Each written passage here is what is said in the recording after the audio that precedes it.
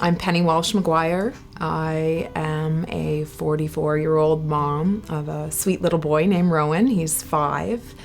I live in Charlottetown, and I'm CEO of a bioscience training company. It was the summer of 2022, and I was resting at home and just kind of rolled over and felt a bit of a pain, a discomfort on my left breast. And so I called the breast cancer screening clinic to get a mammogram booked in, but didn't give it a lot of thought at the time. And my doctor reached out because at the time they did see something, and I think both of us were feeling reassured that it was nothing. I was 41. I can't have breast cancer. I remember the day he was calling me. It was during Hurricane Fiona, and my stomach dropped.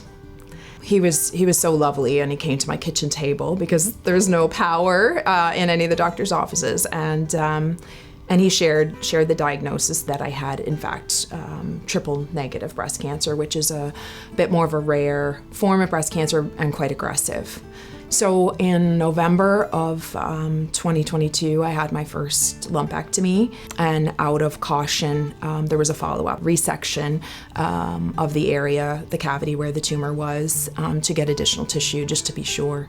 I recovered relatively well from all that, and my surgeon was fantastic. And then there was, of course, at that point, chemotherapy.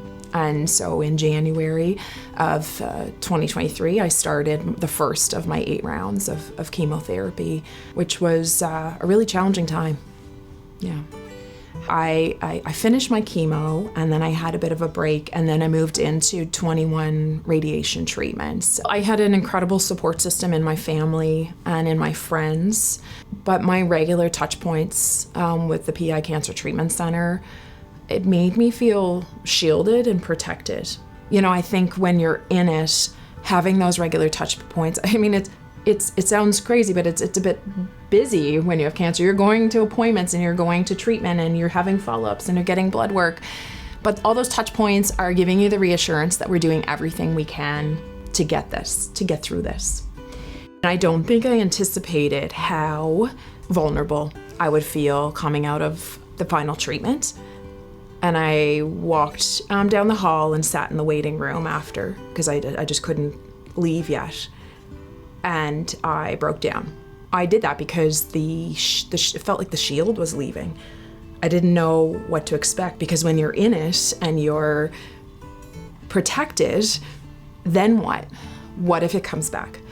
What if you can't handle this? What are all the emotional aspects of life after cancer that you're just not sure how to deal with? And a beautiful nurse came along and asked me if I was okay, and she walked me down the hall to the Cancer Treatment Center counseling services.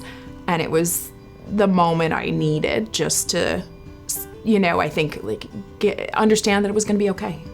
And that it's okay to feel this way, because that's normal. And I think what it did was made me really reflective on, okay, there's still more to this journey. You need to keep doing the work. You need to keep being mindful of where you're at, and to keep talking to people. What I would say is thank you to the donors who have made it possible for us to have this here. This is ours.